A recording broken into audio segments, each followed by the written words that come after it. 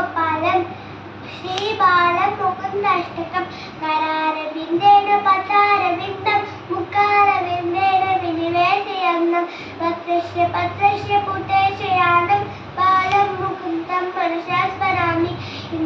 संवृत्य लोकान् वरपत्रमध्ये शयानमार्यन्तविहीनरूपं सर्वेश्वरं सर्वहितावतारं बालं मुकुन्दं मनसा स्मरामि इन्दीवरश्यामलकोमलाङ्गम् इन्द्रादिदेवादिनपादपद्मं सन्तानकल्पगुणमश्रितानां बालं मुकुन्दं मनसा स्मरामि इन्दीवरश्यामलकोमलाङ्गम् इन्द्रादिदेवादिनपादपद्मं सन्तानकल्पगुणमश्रितानां बालं मुकुन्दं मनसा स्मरामि लम्बालकं लम्बितहारयस्य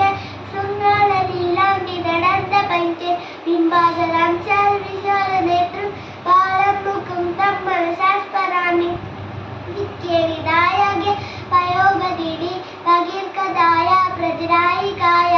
मुक्वालके संकपटेन शुद्धं बालं मुकुन्दं मनसा स्मरामि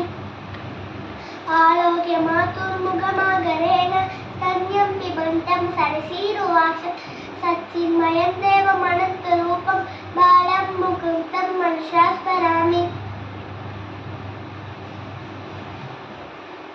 कालिप्रजान्तस्थितकालियस्य पणारनन्देन तनप्रियन्तं तत्पुष्टहस्तं सरदिन्नुवग्धं बालं मुकुन्दं मनसा स्मरामि उलूकुले बद्ध उलागसौर्यम् उत्तुङ्गयुग्मधुलभं कलीलम् उत्पुल्लपद्मरथचारुनेत्रं बालं मुकुन्दं मनसा स्मरामि आलोक्य मातुर्मुखमागरेण स्तन्यं पिबन्तं सरसीरुवाचं सच्चिन्मयं